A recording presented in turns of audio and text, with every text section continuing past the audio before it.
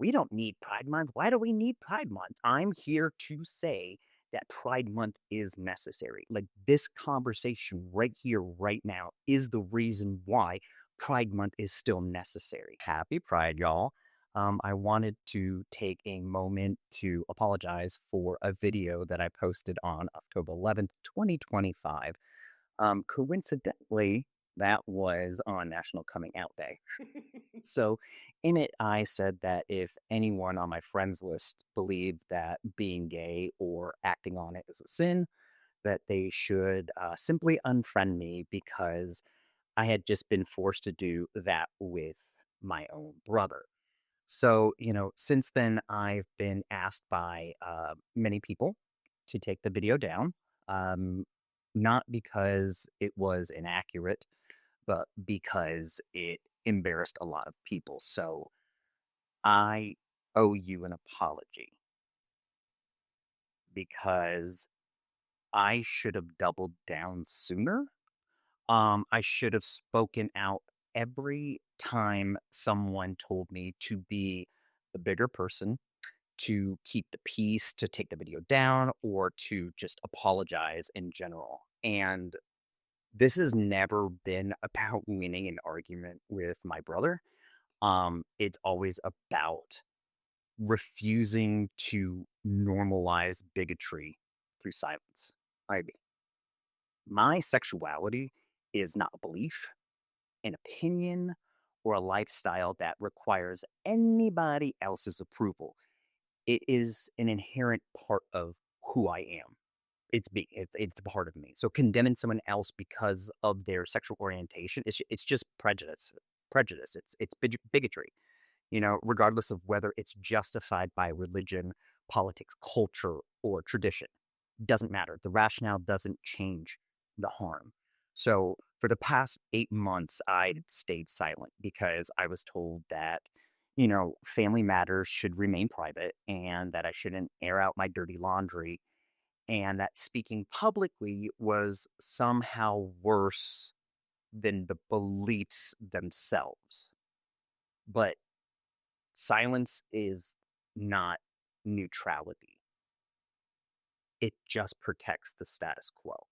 So if I remain silent while someone condemns an inherent part of who I am, I become complicit in allowing that message to go unchallenged. It tells everyone watching, including my nieces, my nephews, my friends, and every LGBTQ plus kid out there, still trying to figure out who they are, that they belong, that this rhetoric is acceptable as long as it's wrapped in religion or kept within the family.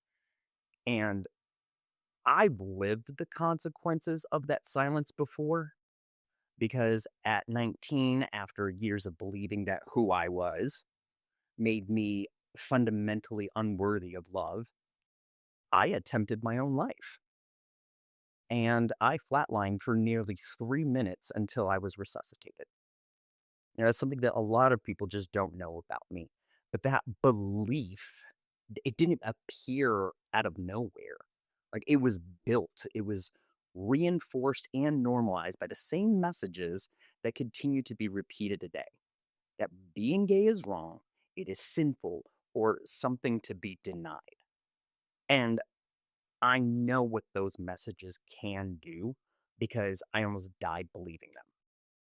And what hurts most is not simply that, my brother holds these beliefs. There's a lot of people that hold these beliefs. It's that people in my life have treated this as a disagreement between two brothers instead of recognizing it as one brother is condemning an inherent part of the other's identity.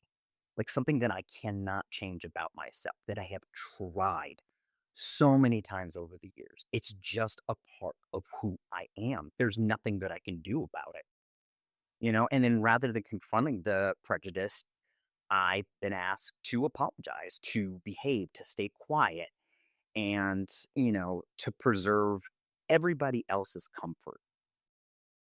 And right now, I'm rejecting that burden because peace built on silence isn't peace. it's just acquiescence. I also need to apologize to my husband for asking him to go ahead and pretend everything is okay when it's not, and it directly affects him and our relationship. It's absurd.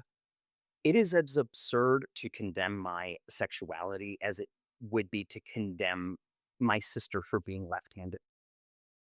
Like, she didn't choose to be left-handed, it's just how she's wired. She simply is.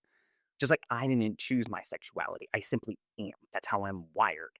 Like, that's how we're all wired. Just like you can't convince a straight person to become gay because that's how they're wired. That's why they don't understand that. And the difference is that if someone publicly declared, left-handed people to be sinners, which, in the past that was a thing, most of us now would immediately just recognize how irrational that was.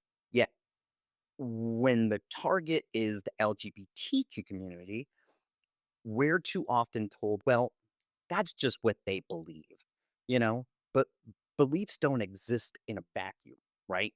So when prejudice is normalized, it shapes culture. It influences how children see themselves. It affects how families treat one another. It informs votes, legislation, and public policy that try to strip away rights from people simply because of who they are. I, think- I can't wrap my head around this. History has never been changed by the people who stayed silent to keep the peace. Every expansion of rights, civil rights, has required people to be willing to speak uncomfortable truths. And often those truths begin within their own families and within their own communities. I cannot control what my brother believes. I can't control what anyone believes, but I can control whether I give those beliefs the dignity of my silence. And I refuse to do that.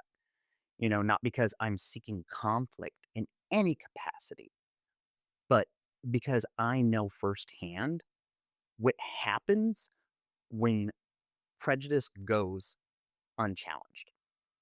Like, silence didn't protect me then, and it won't protect the next generation now. So while I watch some people, even members of my own family, rail against Pride Month. We don't need Pride Month. Why do we need Pride Month? I'm here to say that Pride Month is necessary. Like, this conversation right here, right now, is the reason why Pride Month is still necessary. Visibility is necessary because I don't ever want another 19-year-old Brandon believing the world would be better without them. To every queer kid who feels afraid to speak up, you are worthy, you are enough, and you deserve to be here. So if my voice makes someone uncomfortable because I refuse to apologize for my existence, then so be it. You know, Happy Pride, y'all. Love is love.